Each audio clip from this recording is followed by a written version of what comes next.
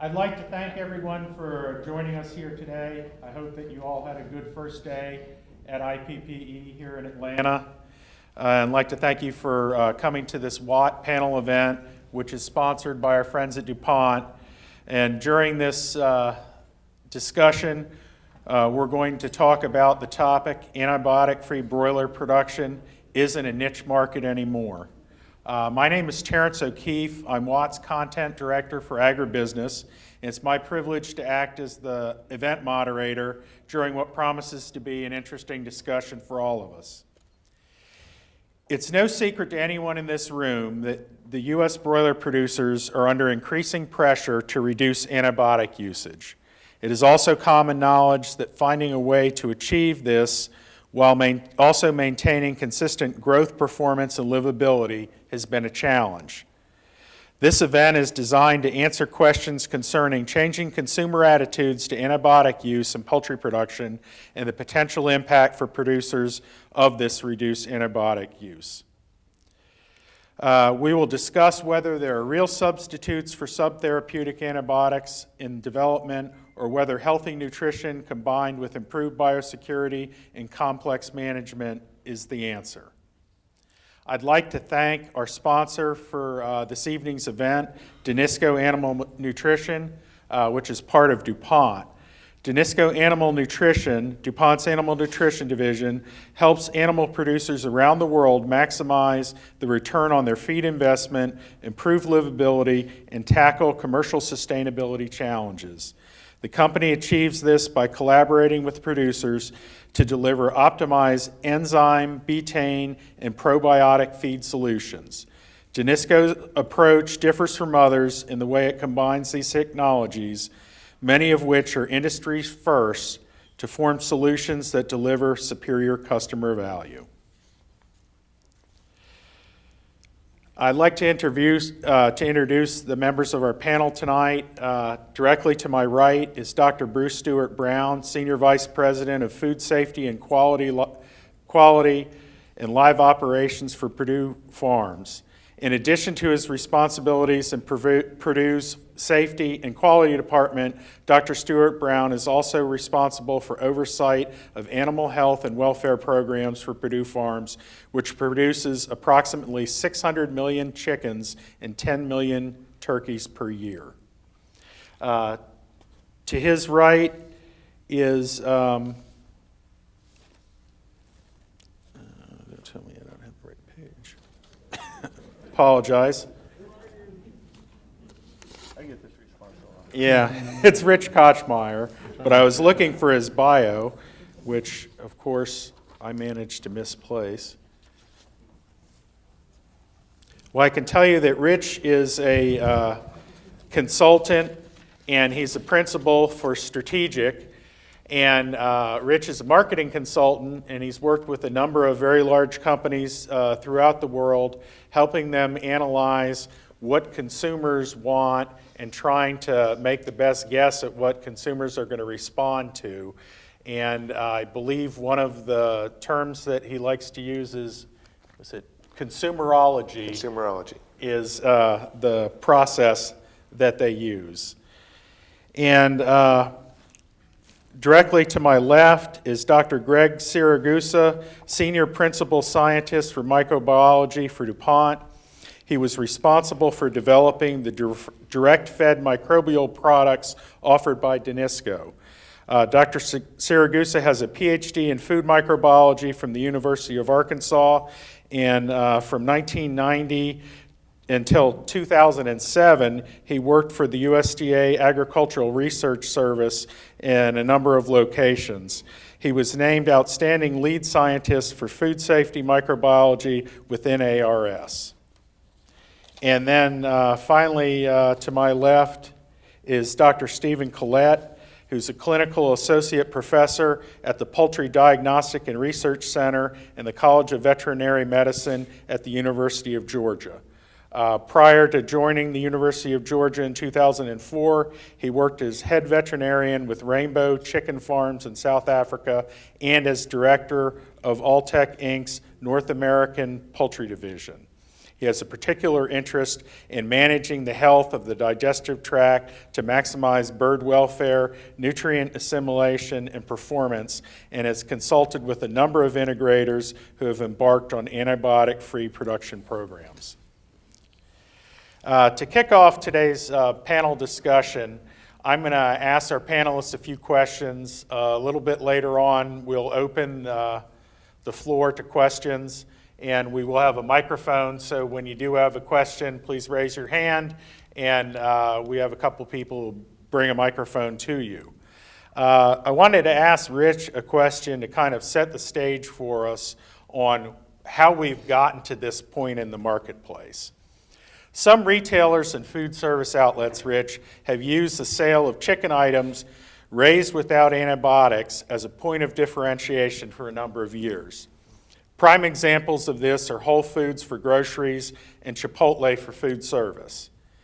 Do the announcements by Chick-fil-A and the Urban Food School Alliance with their intentions to source only chicken products from birds raised without antibiotics mark a tipping point when it comes to chickens raised without antibiotics in the United States?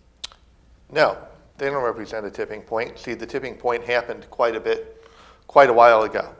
And it's kind of like a bomb that has a delayed fuse. The tipping point was very simply when the American Medical Association and the Center for Disease Control turned this issue into one that was about your family and your family's health. When the American consumer now believes that we have a fundamental choice in how we use antibiotics, because we're already told, be careful how you use them with your children. Now the choice is, should we use them for our children, or should we use them for the $5 chicken that we bought at Walmart?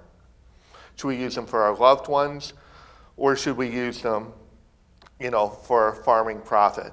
That's the tipping point. Now, the only reason that there's a delayed response, only reason at all, is because like anything in public health, it takes a while for a public health issue to become personal. If you look at the data, and I like to say what my real title would be is a food data dork. If you look at the data, we now have a vast majority of people in the United States who know of someone close to them, a family or friend, who has encountered some form of issue that dealt with antibiotic resistance. That's the key, that's the tipping point, and that's why I expect that in the midterm, you're gonna see about a third of poultry move to antibiotic-free. It's that much of a demand, much more so than genetically modified, almost to the point of low sodium. And of those 66% of people who may not feel like they want to buy poultry at a higher price point, that's not good enough, because they're going to resent the fact that chicken and poultry is not provided kind of antibiotic-free status as just part of what to normally expect. And so I would expect consumption to actually decrease from what it would have been had that not been the issue. So the tide has definitely turned, and it's definitely turned because consumers fundamentally listen to doctors, and especially over a period of years, that's the tipping point. Okay, thanks. Well, I know that Dr. Stuart Brown, I know that Purdue has kind of taken a lead in reducing its antibiotic usage and recently removed antibiotics from all of its hatcheries, not just for its raised without antibiotic or organic programs. When you've discontinued the use of these antibiotics, at the hatchery, what effect have you seen on the performance of your birds in the field? Yeah, so as some of the folks might know, I always start the conversation saying chicken companies, poultry companies generally can use antibiotics 4 ways. In the hatchery, mixed with the Merrick's vaccine, because you poke a hole in the egg, and generally that's had some history, so an antibiotic might be used in the hatchery. It might be used in the feed for growth promotion and or prevention.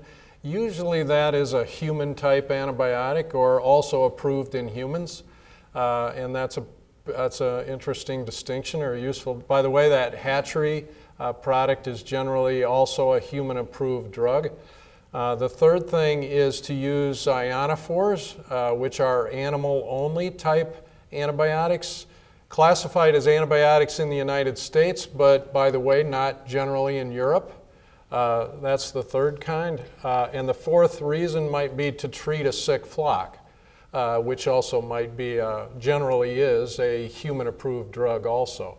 So those are the four things you got to do to get to no antibiotics kind of production. And of those, so 12 years ago we started to say, look, here's these 12 or these 4 areas. How about we tackle each of them without hurting the chickens and without hurting the food safety component to the whole scheme of things, which meant in our mind we had to go slow, learn what it took to reduce and remove through the process. And as you mentioned, we hit a significant point in the program this last year when we took the last hatchery off any antibiotic use at all. Now, we'd been staging through the hatcheries over the years, learning stuff every time, and you asked specifically, what did we learn? We learned that you must bring clean eggs into a hatchery if you're expecting the hatchery not to use antibiotics when they poke a hole in the egg. Well, clean eggs, so the hatchery manager had to be able to say, I'm looking at these eggs that you, the breeder manager, have sent me, and I can't run my hatchery with these eggs, I'm not taking them. Or I'm going to take these eggs, having said that, you are on probation with me as a supplier of eggs. I can't run my hatchery like I need it to run with this egg quality, and he has to be supported by the rest of the company. We also knew that we had to clean hatcheries better. We had to kind of step up the overall sanitation and the way that we judged hatcheries in general.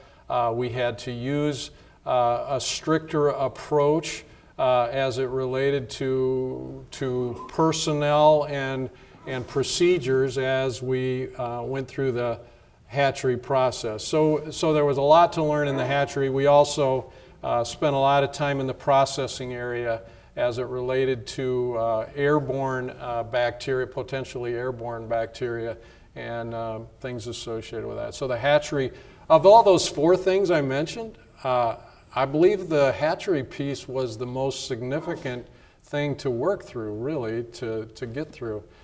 And I would say this, as it relates to kind of performance or the ultimate kind of, did you struggle? Sometimes we struggled, but in the end, all that cleaning, all that sanitation had side benefits, positive side benefits, as it relates to chick quality after it's all said and done. We have hatcheries running as good a 7-day as anybody in the United States, and they are no antibiotic hatcheries, but it doesn't come without pretty significant learning curve. Every hatchery had a kind of new thing to learn, it seemed like, and wasn't without the ups and downs as we went through the 12-year process. Thanks. Dr. Collett, I know that you have a lot of experience consulting with companies that have embarked on antibiotic-free programs. And what things have you learned from their processes and what their achievements have been? I think one learns a tremendous amount when you deal with a big spectrum of companies and producers and countries. But probably most significantly, the first thing is that there are perhaps different things for different strokes for different folks. So Dr. Stuart Brown alluded it to already. You know, if you're dealing with a situation in, for example, the UK or Europe, antibiotic-free might mean that you can use a coccidiostat. When you're talking about antibiotic-free in the US, it might mean that you can't use an anticoccidial. So the first thing is that everybody has a different understanding of what antibiotic-free really means. The second thing is, if one's going to implement any form of antibiotic-free program, the program has to suit the situation. So if you look at Europe and the UK, it's very driven by return on investment in capital cost. So performance-driven type of system. Downtime is very short, and we've got processes that can reduce downtime, like cleaner.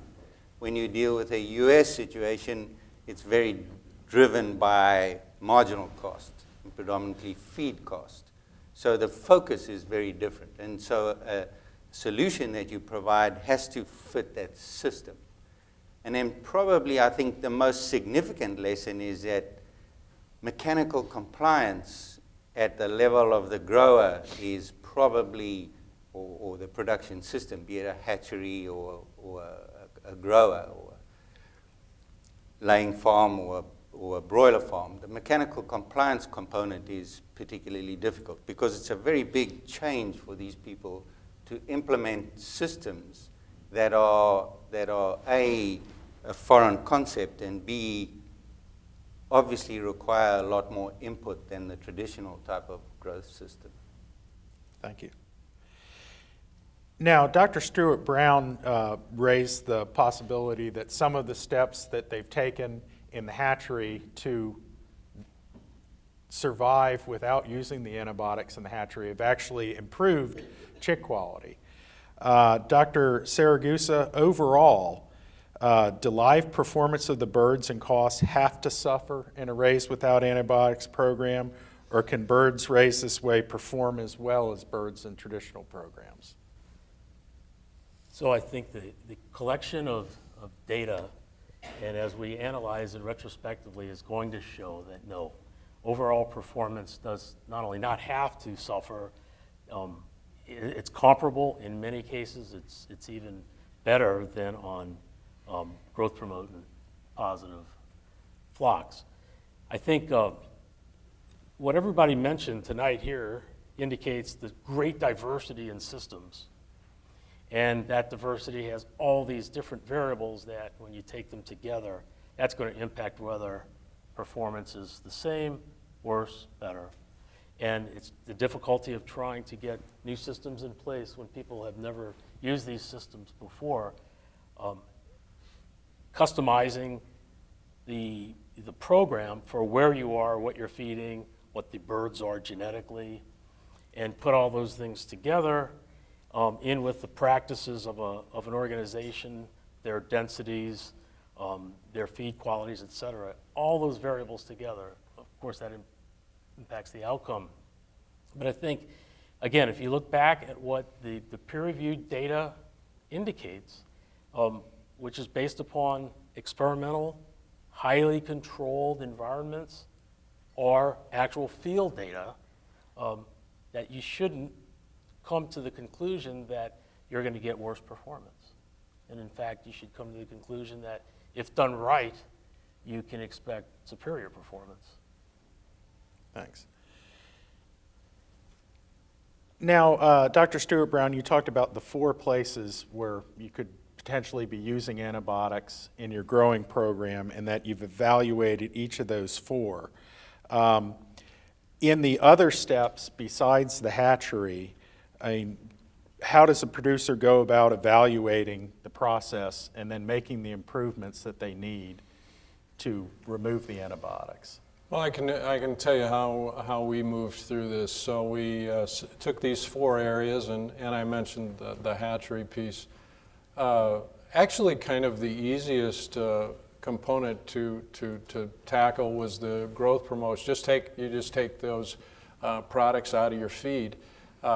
So I'm going to say it in this way: feed, vaccination programs, management type activities.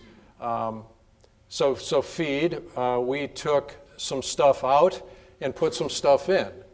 We took the antibiotic component out and put in probiotics, prebiotics kind of products. In the last 5 years, we've increased the amount of those products we use by 5x. And we are still working to try to understand that. 5 years ago, I'm going to say 7 years ago, if you asked me my opinion of those products, I would have been very skeptical. I would have said, no, I think they generally don't do much. Today, I believe they have a place and have some value. I'm not sure we got them. I'm not sure we got the right value yet in all the places. We're constant. Somebody asked me earlier what amount of our operation do we use prebiotics and probiotics, and currently it's 100% of our operations. We have 3 operation types: organic grown birds, we have true ABF, nothing in anything, and then we have a program that is really reduced use, which allows the use of ionophores and allows the use of a product if a flock is sick, but no growth promotion, no human drug and prevention, and no hatchery piece. So in those programs, we generally are using a prebiotic, probiotic in some form, and still trying to learn which one works best in the starter versus the grower, or whatever, kind of this product followed by that product. I think there's a lot more to learn there. Vaccination, we spend, I'm comfortable, we spend probably $3-4 million a year more in vaccination costs for a comparable sized company in the United States. Vaccination ends up being associated with the parents, you know. Generally in poultry, one of the most effective ways to protect the young bird is to have it come through the egg yolk from the hen. So we have maximized that, continue to maximize that approach, perhaps way beyond what we ever were at 5 years ago in that kind of concept. So we know those birds are going into a low or no antibiotic use program. We're going to give them the best kind of opportunity that we can from the hen. We also use a lot more products in the broiler themselves, tending to use a little bit stronger approach to immunosuppressive diseases and mild reaction type approaches on respiratory products, which generally, by the way, can be more expensive. And we see that. Generally, they grow a little slower in our program. We're probably one of the slowest growing growth rate companies in the United States. You just got to be okay with that. And it's not terrible. You can get comparable performance, if not better. Having said that, there is a cost, and it's a real cost. And you put it into your program, and then you start to work at how you can do it better and how you can get some cost. It's just another kind of challenge for you, but we want it to be something that is not just for a very expensive product.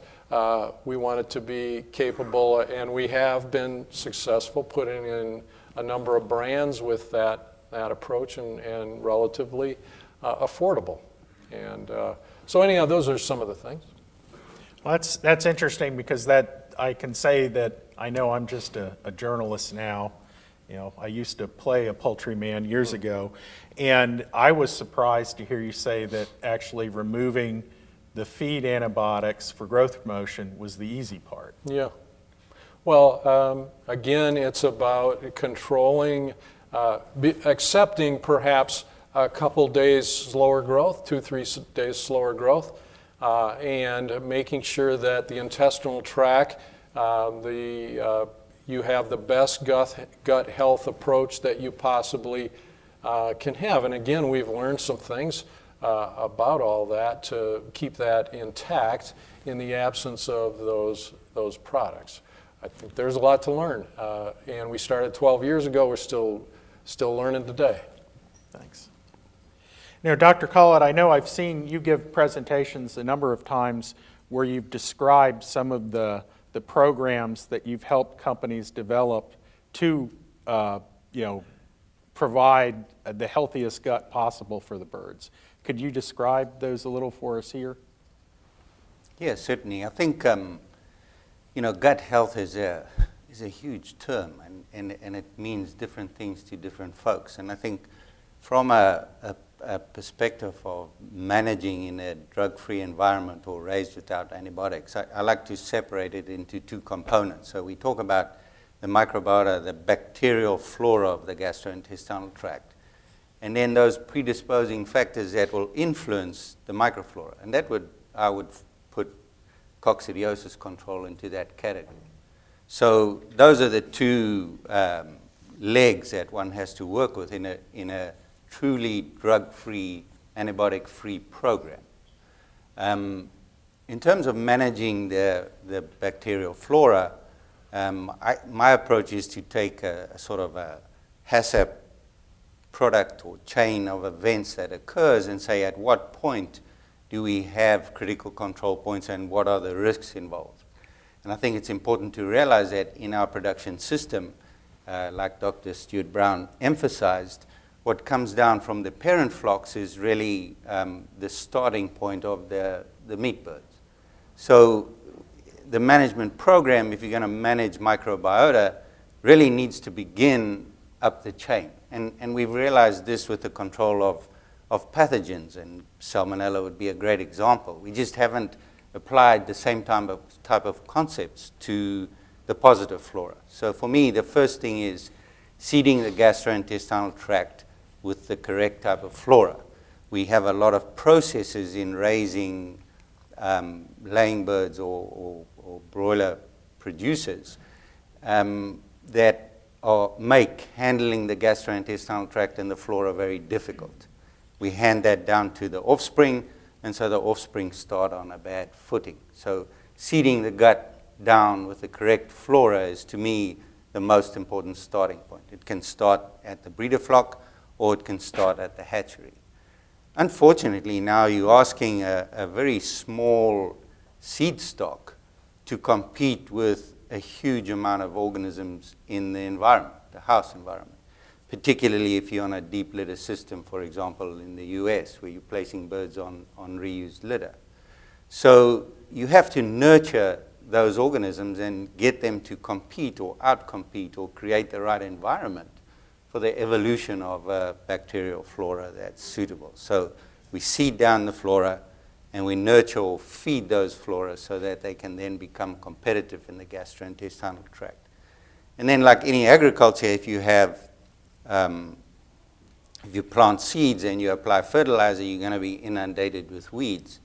And whereas in the past we've used antibiotics to control the weed component, the prebiotic has a very strong role in suppressing those unfavorable organisms from competing against the favorables. So that little strategy helps very well in terms of managing the bacterial flora. Now, all these good plans get really upset if there's a digestive issue in the gastrointestinal tract.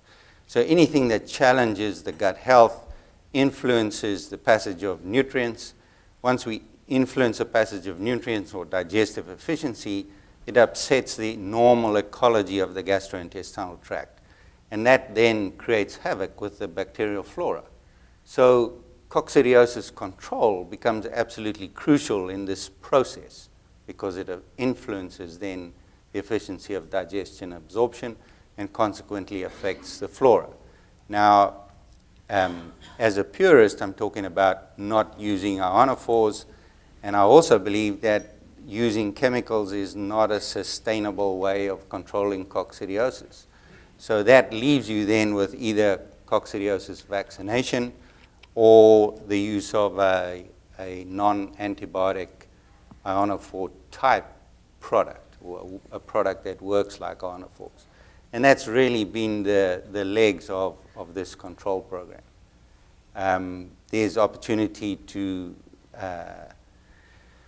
manipulate diet and concentration and balance of nutrients, and that all affects the growth rates, because the last thing you want to do is compromise the growth rate, because that's going to influence return on investment and or cost of production.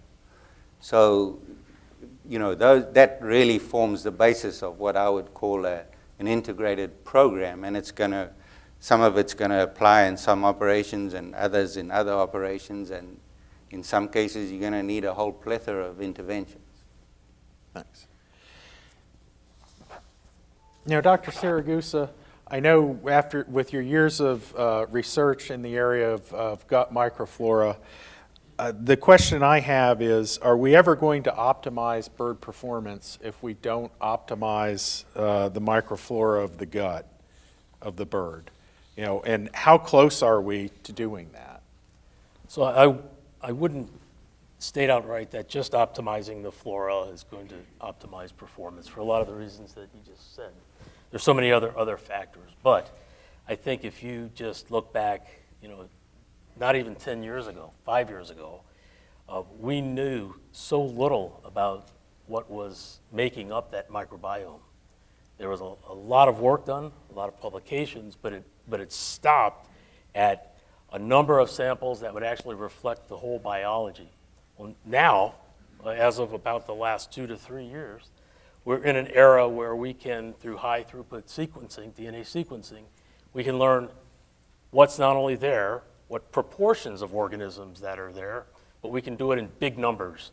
So instead of doing, a dozen or more birds per flock, there's probably no reason why we can't do hundreds of birds per flock across the country and really learn what's there.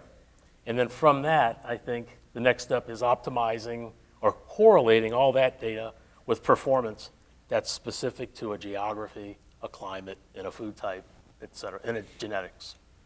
So that's what I think, is speaking from the microbes' point of view, has to be done to optimize that flora to the point that you can optimize it to get a positive outcome. Ultimately, I was going to just add that if you look back at some of the products that have been used, in as early as 1973, some of the first published work on competitive exclusion, essentially they were using cultured feces, which worked very well. It had a measurable, significant effect. But the problem with feeding cultural feces back to broilers for production is that regulatory agencies can't deal with not knowing what's in that culture. Well, now we have the tools that we should be able to say analytically what's in that culture. So I would say we need to revisit this idea of big mixtures of organisms that more accurately reflect nature and what the mother hen passed on to her chick by virtue of the nest, or in this case, the hatchery. So we're at that stage now where we have those tools. So instead of defining the culture by starting with known organisms, we're going to take a culture that we've seen works in birds and then just define what's in it, figure out what's in it, and then reproduce that. I think that's probably the more rational approach. Now, whether or not that's going to get traction because of things you might find that you don't want to see, that's a different story. Yeah. Thanks. Now, Rich, I had a question for you. One of the things that came up in our discussions was that, a lot of broiler producers in this country are making some real honest attempts at reducing their antibiotic usage throughout their operations. Purdue's a good example of, their regular birds, are using a lot less than perhaps the standard was years ago. My question is that going to make a difference to consumers? I mean, is there a possibility for the industry to develop trust in a product that they sell that still has some antibiotics in it? Yes, but I don't see the industry being successful in it because we have a communication problem. We fundamentally think in the language of production. So let me answer how it could happen. This is a human health problem to the American consumer, defined by their doctor and groups like the CDC telling them, be careful with antibiotics and how you use them, and therefore be careful in antibiotics and how the agricultural industry uses them. All right, so the only way in which you're going to be able to make the consumer care at all about there being 4 classes of antibiotics or 4 uses of antibiotics is if it is the doctor and the CDC simply telling them, we have come to an agreement with the poultry industry, these are good uses, these are not good uses. That would be the only way. Now, here's what I see from the poultry industry. We tend to throw a lot of veterinarians out there, and that's not who the consumer wants to hear from. The consumer wants to hear that their doctor is on board, not that some veterinarian is going to tell them that it helps with performance, there's 4 classes. And so let me just give you a couple of examples from what we've heard today of how much trouble there is in terms of what language we use and how that gets perceived by the consumer. So when we say things like antibiotic-free means a lot of different things. It does to everyone in this room. There's 15 different definitions. If we were to go outside in kind of a Dave Letterman type show, thered be exactly one definition. Free is free. There would be no equivocation on that. When we talk about performance, consumers hear performance animal, that sounds like there's a big but coming, but now we need to. And so I think consumers generally vomit when they hear the word performance being used. And finally, when we talk about things like all that cleaning and sanitizing, as a consumer, they would just sit there and say, well, gee, so why isn't everyone cleaning and sanitizing to the level that Purdue does? And why does Purdue think that we should go take a long period of time to engage in this program when my doctor says it's an immediate danger to the public health system and to my family? So I think that there is a path, but there really is only one path to getting those products to be approved, and it's not the communication path that this industry is currently taking. Thanks. Now, Dr. Stewart Brown, I know that we're, as an industry, trying to reduce our antibiotic usage, but how does a producer avoid potential animal welfare issues when they're embarking on a raised without antibiotics program? Yeah, so I'm just going to say just a little bit about the communication piece and the interaction with consumers, because it's important. It's a really important discussion. I think the industry as a whole probably left the consumer behind 15 years ago and has struggled, as you say, to kind of get in sync with consumers. Here's what we've learned in the communication of the process. First of all, took us, we started working on it 12 years ago, but not really talking to it till here recently, trying to explain to folks where we're at in the issue. Actually, we got really good feedback from consumers, the consumers that we interact with, which we try to on a personal basis quite often in the company. And first, they appreciate the explanation of the life of this journey. First, they also would appreciate you saying where you were at one point. For instance, we say quite openly, 12 years ago, 100% of our chickens received a human-type antibiotic. Today, it's less than 5% might ever get a product that you also might get from your own doctor. Now, yes, I do think the conversation, we're looking to have those conversations with CDC, with AMA, with anybody that wants to talk, first of all, about the whole scheme of things and getting more than the soundbite. So we've spent a lot of time with that, getting pretty good reception from those believing. First, glad to have the choice. Here's organic. I prefer that. I don't really understand that, don't care to. Antibiotic discussion, there's 4 things I don't want to, please don't talk to me about that anymore. I just want some no antibiotic product.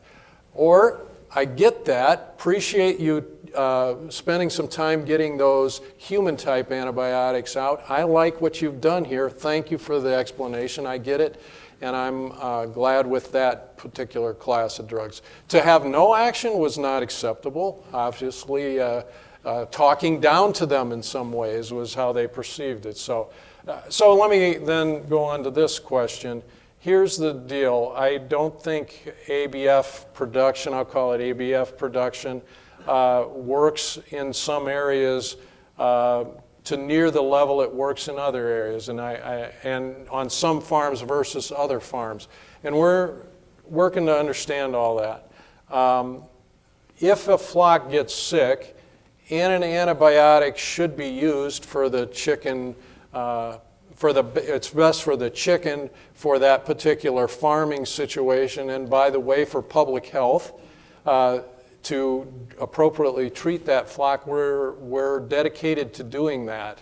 What's important then is that the plant and the operation that you're under is okay with having a flock like that come in and yet separated from for perhaps a no antibiotic program. Your plant has to be prepared that there will be a few flocks from time to time come in having been taken out of the program. It's just got to be okay. It's not embarrassing, it's not bad, it's just not an ABF flock. So figure out what you're going to do with that, do that ahead of time, such that it's not a catastrophe every time it happens. Don't let flocks die because you don't have an opportunity to process a properly treated flock. That's just poor planning, and it will kill the whole operation. So work it out. If you think you're going to have 10% treated flocks when you initially get into a program, figure out what that means in an operational perspective, and don't be embarrassed by it. It's everything is that's the proper way to run the thing for the chickens and for those consuming chicken. And that takes a little bit of coordination in a production company to get that all sorted out. Now, Rich, did you have any response to Bruce's comments on how they've been dealing with the consumers? Is that something that one company can effectively do on their own, or is it something the industry has to do as a whole? Purdue's done just about as good of a job as I've seen in agriculture in protein, and it's extraordinarily effective to be able to discuss where you were and where you are now. That's extremely effective. But it does leave the question open as to what is holding up that last remaining 5% or 10%. And consumers over time will start to have that as a forefront question of, if you can go all the way from 100 to 5%, why can't you go all the way to 0%? I do think there's an opportunity to talk about, you don't have antibiotic-free children, do you? What do you want us to do with sick animals? But again, you're going to open yourself up to if you say, let's have a few flocks in there that have antibiotics and we need to deal with it, you're going to open yourself up to the consumer saying, okay, I want to really understand, are there certain farms that are just setting themselves up for failure? Are they doing something, why is it 10% versus 2%? Is there something we should be doing more? And just like we're going from, you went from 100 to 5%, they're going to look into those, to that 10% of flocks that's on an antibiotic and really want to understand why. There will be reasons that they'll accept, but who's going to determine as a consumer, should I accept that reason? It's probably in this case going to be more on the human medical side than it is going to be on the production or veterinarian side. Now, Rich, I know you've said how strongly this antibiotic-free issue has resonated with consumers.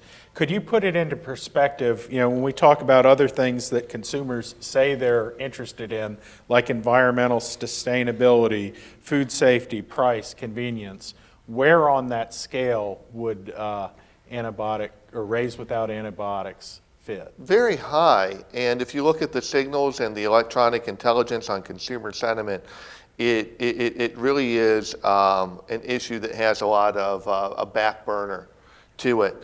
When you start to look at other agricultural issues, they tend to fall into what I'll call kind of an umbrella issue. So, you know, I'm for sustainability, I'm for local, I'm for social justice, and so I may think about genetically modified, I may think about natural, I may think about local, I may think about, and I'm likely to change the terminology every few years, right? So I went from anti-GMO, then I went to local, then I went to sustainable, maybe I'll go to free trade, you know, in a couple of years, always around these same kind of umbrella issues. However, when you get into a human health issue, or a perceived human health issue, and I concede all day long, I'm a scientist, I'll concede perceived human health issue, all of a sudden things change, right? When the American Medical Association says there may be a clear danger, a present danger to public health, and that public health will impact your family, there is very little at that point that you can do other than to change that group's opinion. And that should be priority number one. That's the major difference. And so I would say that antibiotic-free and hormone-free are going to become very much like genetically modified is in grain, only worse. And the reason it's worse is because the consumer doesn't really understand what is or isn't genetically modified. They can't even tell you what genetically modified is. On the other hand, they have a very personal and intimate experience with antibiotics, particularly when their children or when their loved ones are ill at a point which they're always going to remember, right? And they've been told not only to worry about them in agriculture, but worry about how they're using them in their personal lives when their family members are sick. So this has kind of a common sense appeal to a consumer that's going to be very, very hard to shake unless it's the doctor telling them, look, there are human antibiotics, there are antibiotics that aren't for human. We don't have to save certain classes of antibiotics because you're never going to get them. They wouldn't even work for you. Now we have the basis for a real conversation. But until we get that doctor back involved, all the consumer can think about is the doctor, the doctor's association, and the Public Health Association, the CDC, have all told me to be scared. You better believe I'm going to be scared. Thanks. Well, we've talked about some things that we think can help with antibiotic-free production from, you know, improved sanitation, whether it's in the hatchery or in the growing house.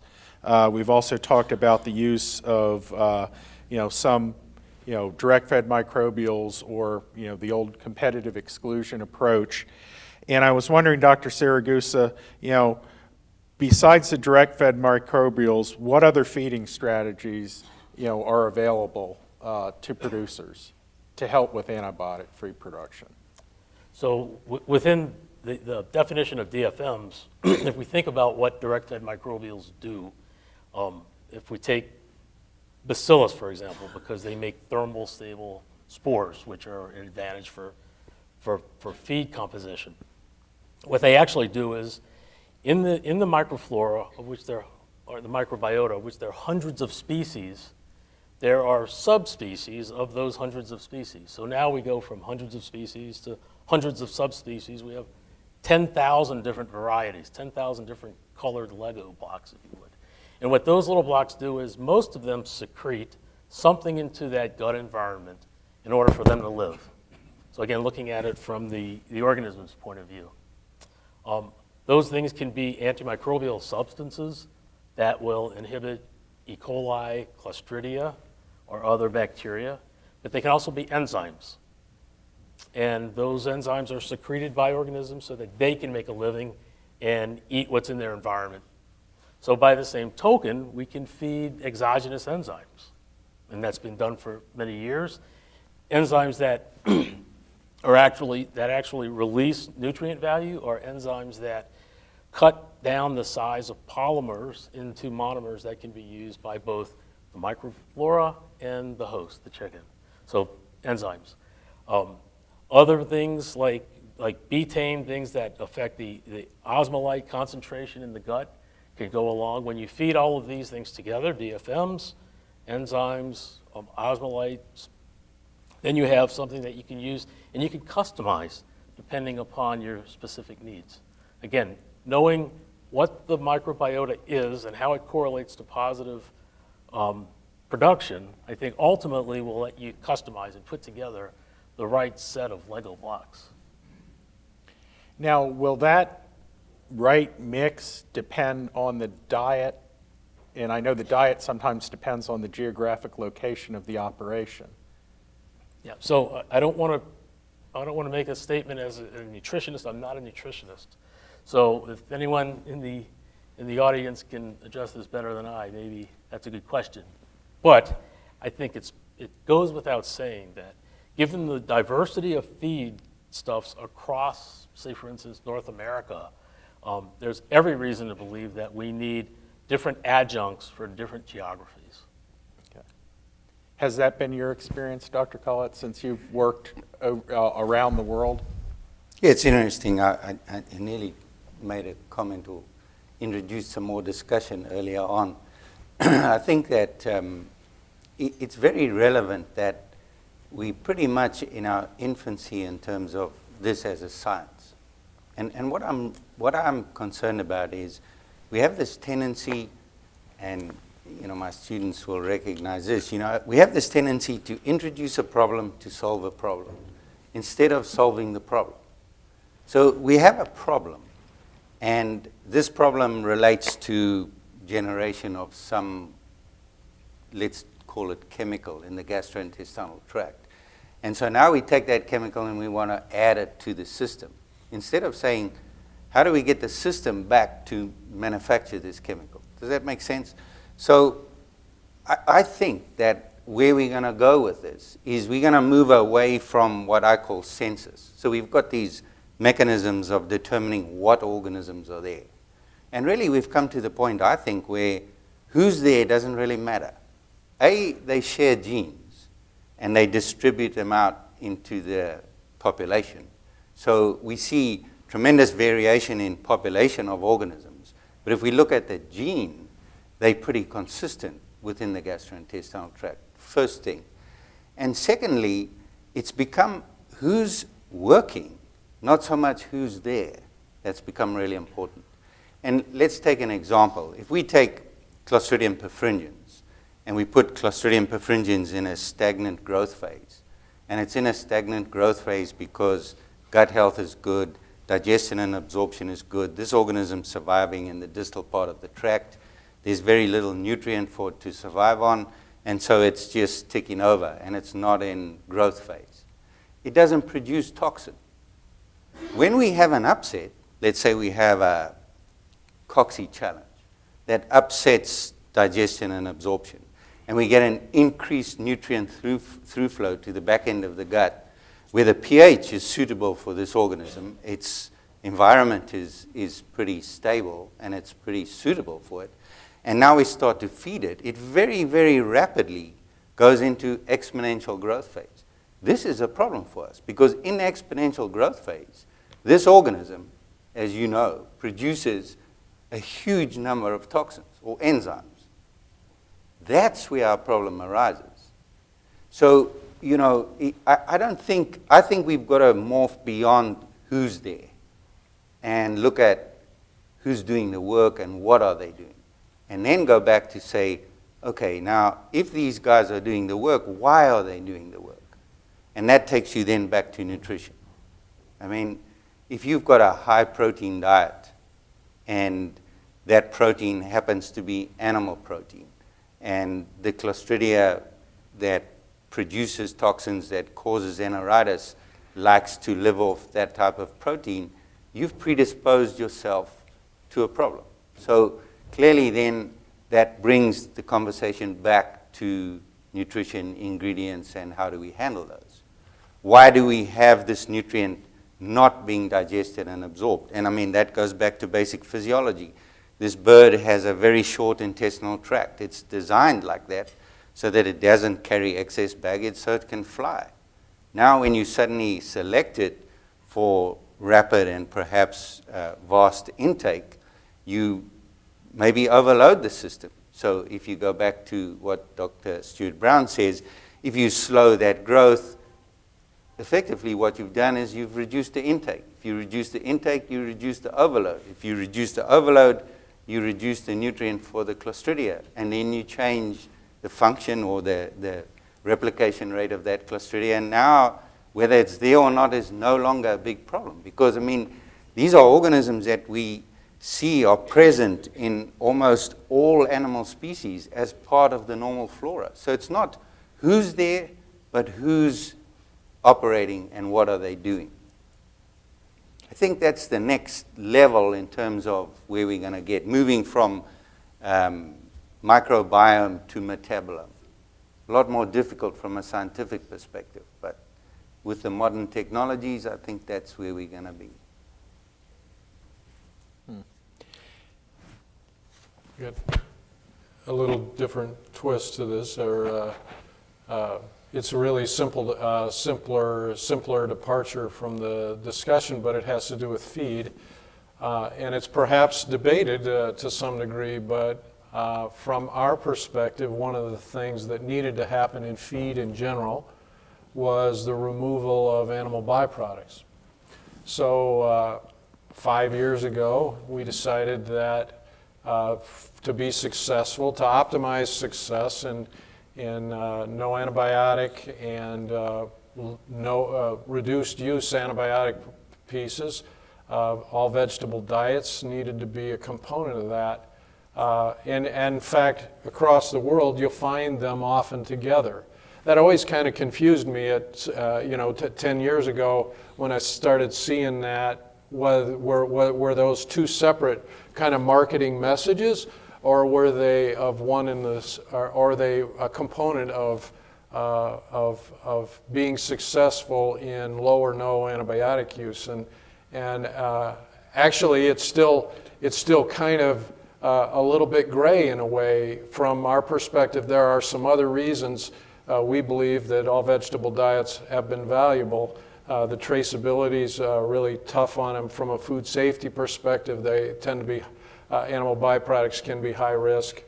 From a taste perspective, there's potentially something there. And then this other one, which is super powerful in our opinion, is that for you to get onto this other thing, you got to do this one thing with the feed.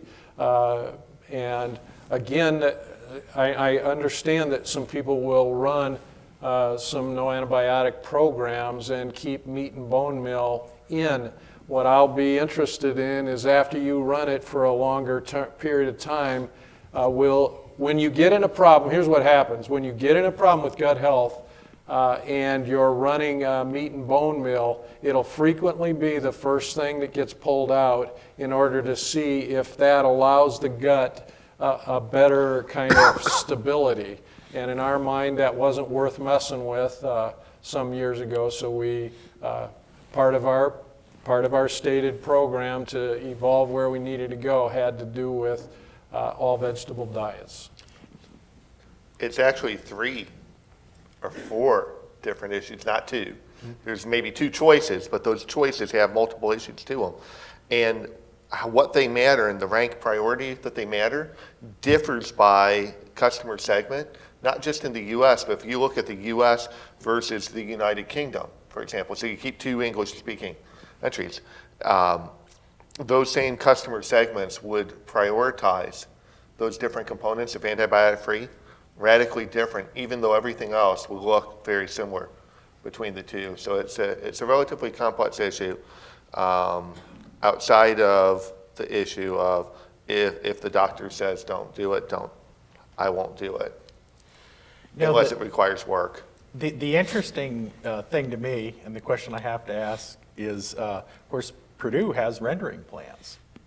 So you weren't just deciding not to buy someone else's animal byproducts, you were deciding that you would have to then sell yours to someone else. And that still factored in where it made more sense. Well, sure, it became a component. So here's we're interested to be successful in this approach to consumer concern. And therefore, having said that, there is a market for meat and bone meal. and perhaps people choose to try to make it successful in their own operation or in their other operations. In fact, we used it for years and years and years and felt good about it.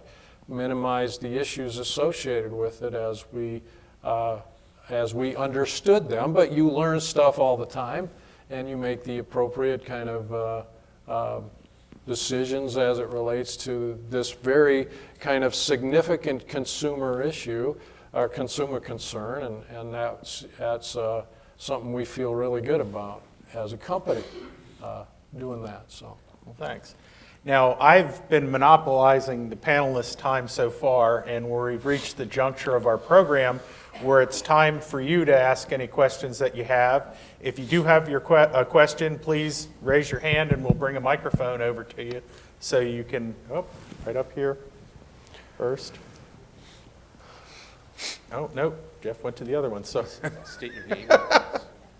Okay. I'm Monty Henderson. Have a question for Dr. Stuart Brown.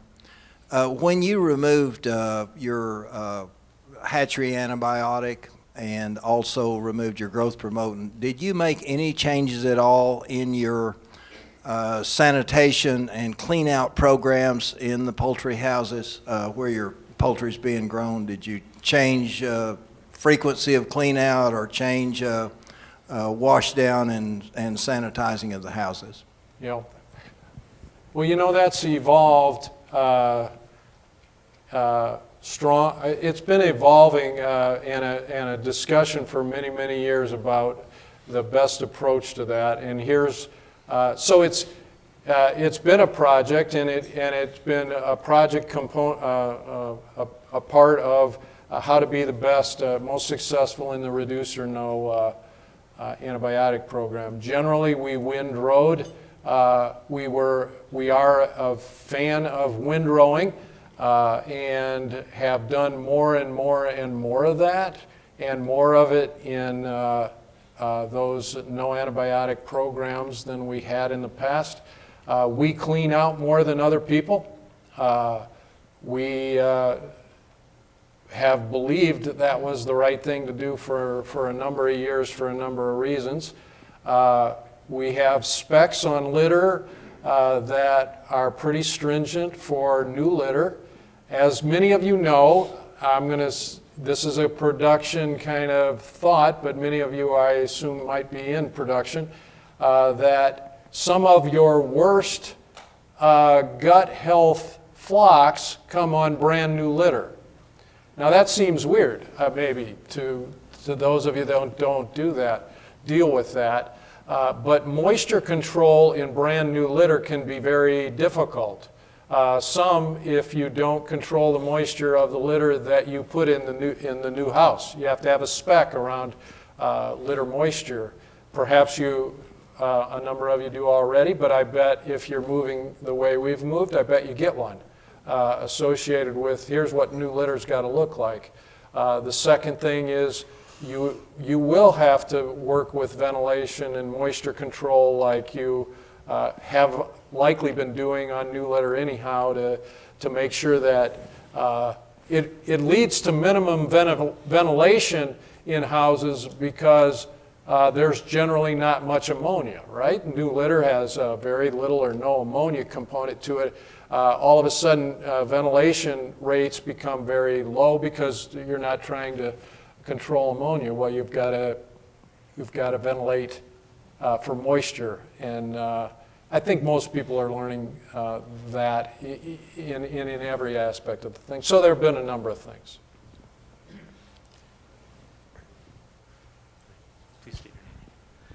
I'm Mario Pence from Cargill and Nutrition. Thank you for this opportunity. I have a question that is, well, I think this problem is a one-way journey. There's no way to go back in this kind of discussion.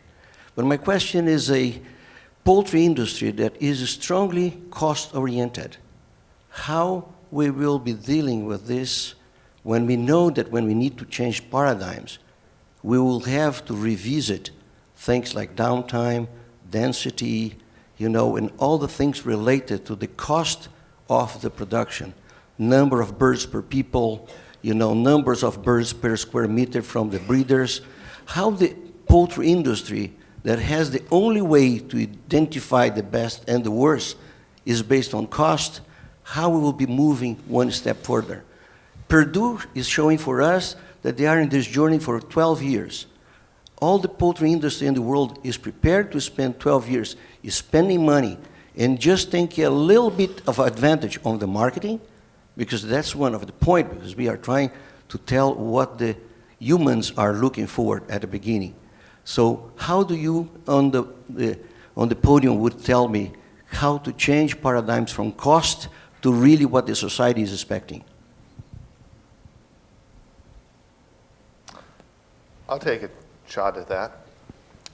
Agriculture and food are fundamentally moving from commodity to semi-value added. Product differentiation is important for cubic centimeters in retail grocery.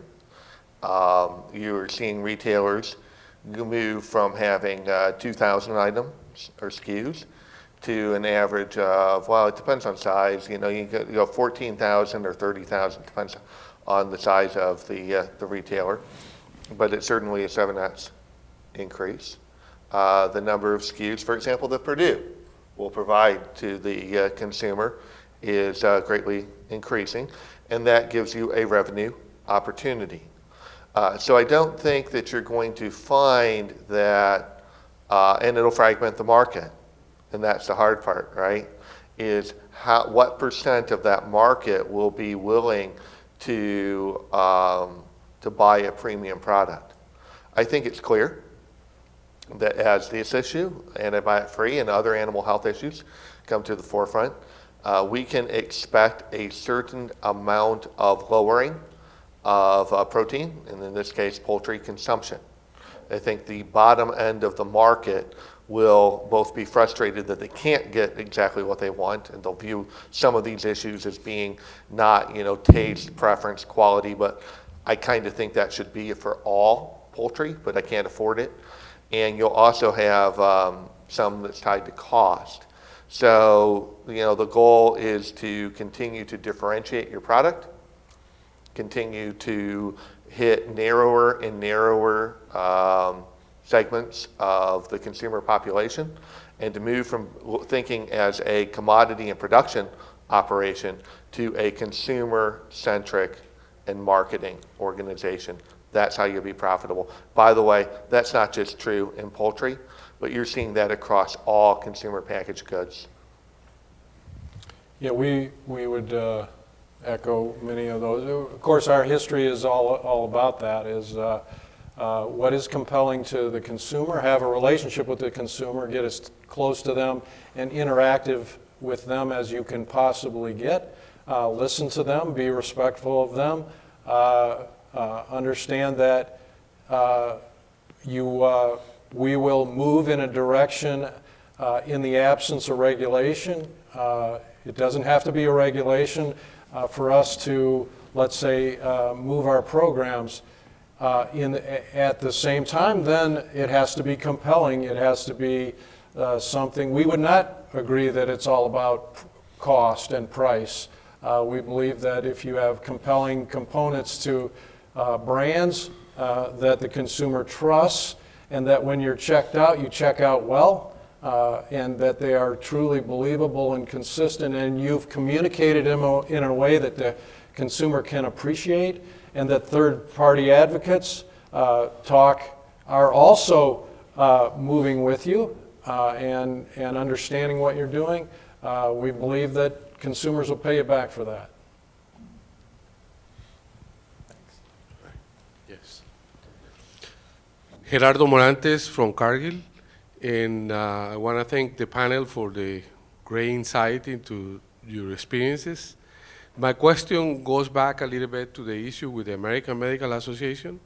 Are we as an industry tracking the effect and the impact of what we are doing in this area, like the gentleman from Purdue has been sharing with us over the years, in getting that back to the American Medical Association to help shape the view of those doctors that are making statements to patients into our families about this issue? Is there data that is being collected and shared with those with the American Medical Association? You're starting to see it. I'm starting to see a number of poultry companies. Cargill, take your firm for a minute, is investing heavily in data fusion centers to kind of pick up signals and electronic intelligence to help retailers, et cetera, and downstreamers understand shifts of consumer sentiment. I'm seeing this more and more happen. Now, whenever you have that, you can also go and help the regulator understand, hey, there's a shift going on here, right? This is going beyond what you, American Medical Association, were trying to get at. So you're creating kind of a tempest in a teapot. Here's how. We're seeing the front end of it and not. And I think that's critical because something like in a different industry, pink slime will come. And without understanding ahead of time what makes consumers concerned with these kind of issues, will often respond inappropriately. So there is quite a bit of data that's kind of showing how consumers can go. And I remember talking to Greg Page, right, CEO, about how we could have used big data to see the ground turkey recall that you had several weeks ahead of what the government did. So there's financial incentive to having this data as well. But it's slow moving. It's slow moving because it's hard for any one company to put the kind of resources behind it, not knowing exactly, well, what does it do and what will it provide for me, as opposed to looking at it from kind of an industry or an association standpoint, which would make more sense, but then where does the funding come from? So it's gradually moving there, and you can see that it's already moved there from the food retailers. The Nestle's and Unilevers are already there, and so it just keeps moving its way back, and I would say that the protein industry is probably logically next.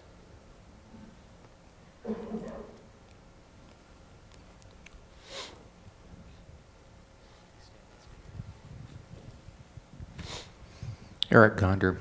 Dr. Stuart Brown, could you expand on the parameters a hatchery manager may use to either reject a egg shipment or place a breeder manager on probation? Yeah. So Eric, we've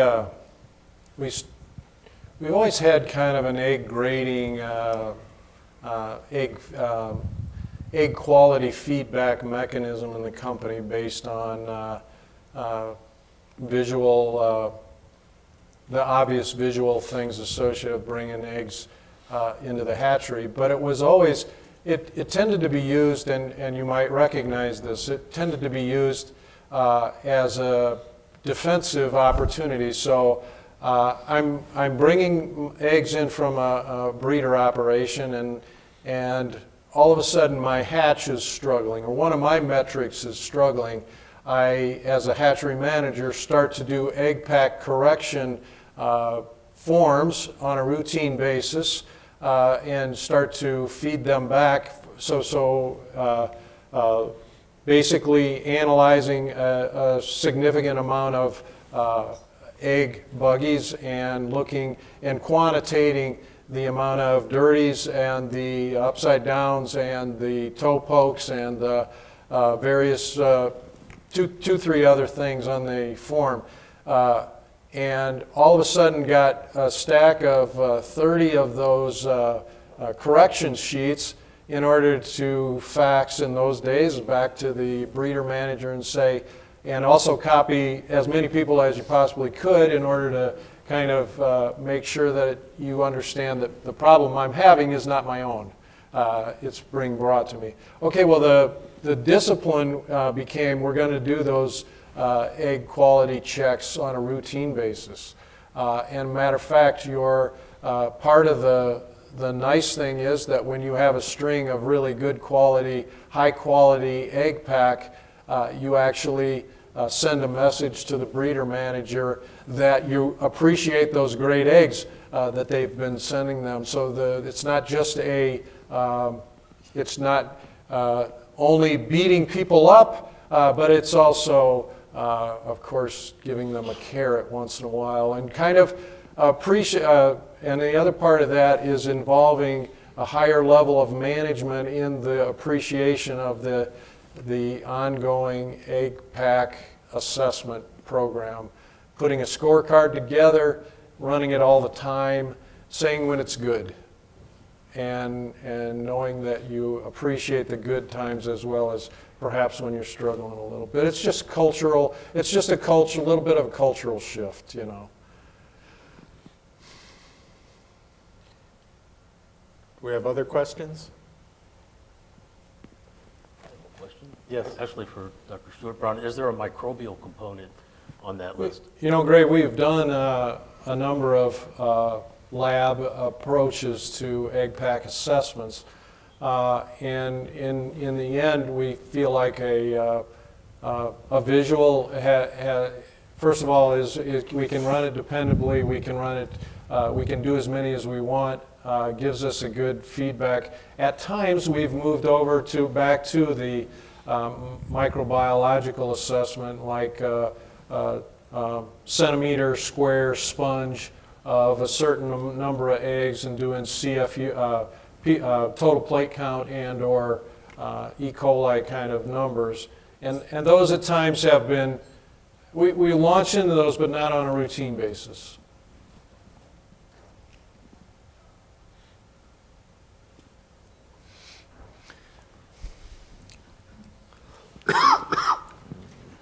Keep things going. Now, this is a question for you, Rich. I know we touched on it a little bit earlier, I think. How big do you think this raised without antibiotics market can get, and at some point, could it become the whole market? Well, I don't think it can ever become the whole market. Generally, when things become the whole market, it's because they're regulated to be the whole market. And then we have to define, well, what's the market? You know, is the market food service, food retail? Is it U.S.? Are we talking internationally? I think we're going to have several stages, and I think the tendency is to see the market fragment versus consolidate, right? So we have multiple different products meeting multiple consumer needs. I think the far more interesting side is, well, what percent of consumers are going to gravitate to this issue? And so we start to look at the early signals intelligence and electronic intelligence. And we start to track that over a period of time and compare and contrast as events happen and how much sediment you get relative to other issues that have already happened, whether it's sodium or whether it's GM or hormones in milk production, et cetera. And see, you know, well, is this getting more fire, less fire? Is it getting it from the same groups? And we see that this one's really taking off. It's taking off before you see a lot of third-party advocacy around it.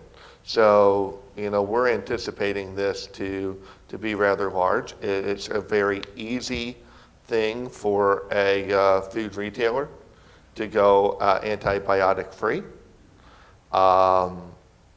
We can argue on the supply chain whether it's easy or not, or cost chain, but it's certainly from a consumer standpoint very easy for them to go. It's very easy for the consumer to pick up on that in the visual in a crowded grocery store or on a menu or something along the line. So, you know, while I anticipate a third, you know, you could certainly be the majority of poultry sold in the United States could go antibiotic-free. It's always hard to predict timeline. But what I could say is it wouldn't take very many events for that to occur. And I presume one of those events would be Chick-fil-A actually does their rollout, and if they get an uptick in sales, other QSRs would want to jump in. Is that? Well, I think kind of what you're thinking? Chick-fil-A will influence the industry more than it'll influence the consumer. So if Chick-fil-A is successful, it will empower more mainline brands to take similar aggressive action. And that's when you start seeing the cascading effect. But I don't think that Chick-fil-A itself influences consumer sentiment. It's already there. It's just going to its success will determine how fast others say that it would be safe for us to take action too. Okay. And one last chance. Oh, Dr. Ball. Oh, I'm sorry. Did we have two questions now? Actually, go ahead. Theo Vandenberg from DuPont. This is a question for you, Rich. Food safety and public opinion are very strong forces. What's your opinion on what regulatory environment forces might be in the future? Regulators never have been tied to consumer sentiment on any industry at any period of time. They will take cues from consumer sentiment, but they're kind of inside and outside consumer sentiment. And so I always like to say it's a dangerous game for which I'd make a lot of money in Vegas if I could predict what a regulator will actually do. What I can tell you is that they will be bombarded by consumers saying, explain to me why my doctor can say one thing and you're still allowing it, right? And we've seen plenty of instances where the AMA has been a fundamental driver of change. So that would be one thing. In terms of the overall regulatory standpoint, I think anytime it's a human health versus environmental, it's going to be bigger to the consumer. And anytime the consumer kind of can understand the science behind it, it's going to come to the forefront, which is bad for antibiotics. Last question. And one last question. Since we are talking about antibiotics, glyphosates, the parent company has got a patent that glyphosates are antibiotics. And our corn has got about 13 parts per million, which is glyphosate-resistant corn, and soybean meal has got at least 20 parts per million. So when we are getting feed which is made from corn and soy, and oil, which is coming from corn, soy, or canola. Corn oil, soy oil, canola oil has got glyphosates in it. And glyphosates are antibiotics. So where are we heading? Glyphosates kill good bugs in very low concentrations. They have effect on bad bugs, which is Clostridia or others, at a high concentration, but before we get to that, the livestock's intestinal tract is already damaged by glyphosates. It's a very controversial issue, but more and more information is being accumulated on it. So I would like to ask the panel or anyone from the group to say they are thinking about what is the role glyphosates play in animal production.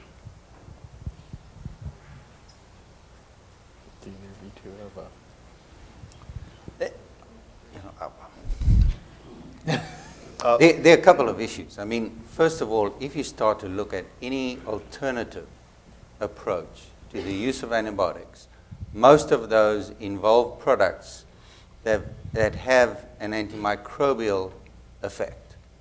So this is exactly my point. You know, we introduce a problem to solve a problem. And what's to stop the consumer chasing, let's take an essential oil as a more pertinent example. Essential oils have antimicrobial activity, yet they are acceptable as antibiotic substitutes in an antibiotic-free production system. But go back to what the consumer is worried about. The consumer, from my perception of what was discussed today, is they worried about the antibiotics that they are using to protect themselves against disease. And those are the ones that are at issue currently.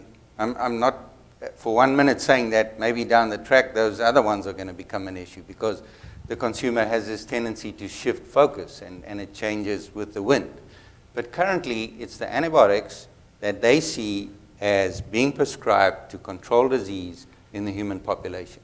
And so that's really what's come down. If you want to be in the business of producing animal protein, the consumer is going to decide whether they want you to use that or not. Do you want to be in the business? Yes or no? And you have to get on with it. And you know, you have to implement whatever you need to achieve that. We can get into semantics as to what constitutes an antibiotic and what about these other products and what about DFMs. DFMs are organisms that produce antibiotics. They're acceptable. You know, somewhere along the line, you've got to get back to what's normal. Antibiotic resistance is normal in the bacterial population. Antibiotics are normal in the microbiota, but they're not necessarily what the doctor is using and telling his patient about. And from what I can hear, that's the relevant point, this relationship between the doctor and the patient, and then that patient is the consumer, and that's what's coming back to us. Thank you. I'll just be very brief. From of the hundreds of issues that we'll track frequently for the biotech and seed industry regarding glyphosate, this one of it being considered an antibiotic to a consumer shows no statistical significance whatsoever. Well, you know, we've seen it once or two in an oddball comment, but very much to the consumer it's viewed as an oddball comment. And largely when they think of antibiotics, they have a very clear definition of what antibiotics are and what they're concerned with.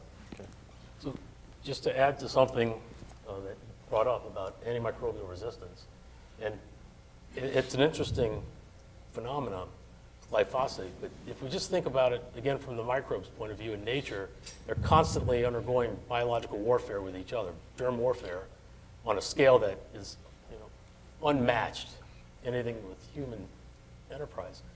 But the difference is, and one of the differences with biologicals fed is that there isn't a heritable trait, necessarily one or two sets of genes that can be passed on. So I think we have to maybe begin to get into the semantics game a little better. Because if we define antibiotics to include all antimicrobials in nature, then it doesn't make a lot of sense. But if we start to define it as those things that have a heritable factor that can be passed on and infer resistance, that becomes a human health factor. That becomes what our physicians will convey. And sometimes they're talking about apples and oranges. Yep. And I think there's no better example than ionophores. Okay, thank you.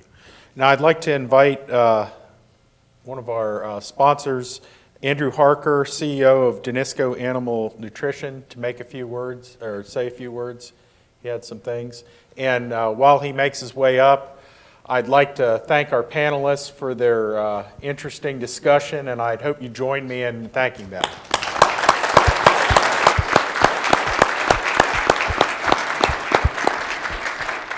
Andrew.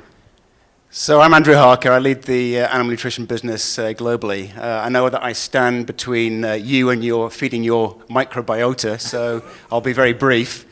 So I'd like to thank all of our customers and business partners, academic partners for joining us this evening. You know, the subject that's been discussed very eloquently by the panel is clearly a very hot topic, and without doubt a hot topic for this industry and globally. You know, I think success, you know, will depend on market-driven science combined with strong collaboration in the value chain. And we've been reminded tonight that as part of the value chain, the consumer is absolutely paramount. You know, as DuPont, we don't pretend that we have all the answers. But today, you know, we're pretty committed to leading, at least stimulating the debate, continuing to invest in science, and continuing to collaborate with our customers and partners. So before I close, I'd like to just thank a couple of the organizers, of course, Watt, for making this event happen. But two individuals within DuPont. Firstly, Monica Hart, stood at the back there. Monica. And secondly, Missy Abbott. Where's Missy?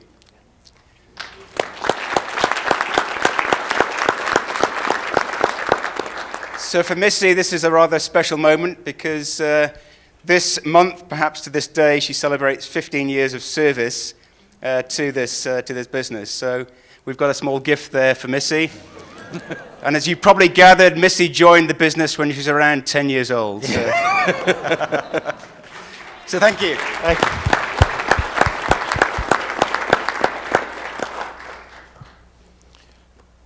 Well, thank you very much, everyone, and I think dinner is going to be served very shortly.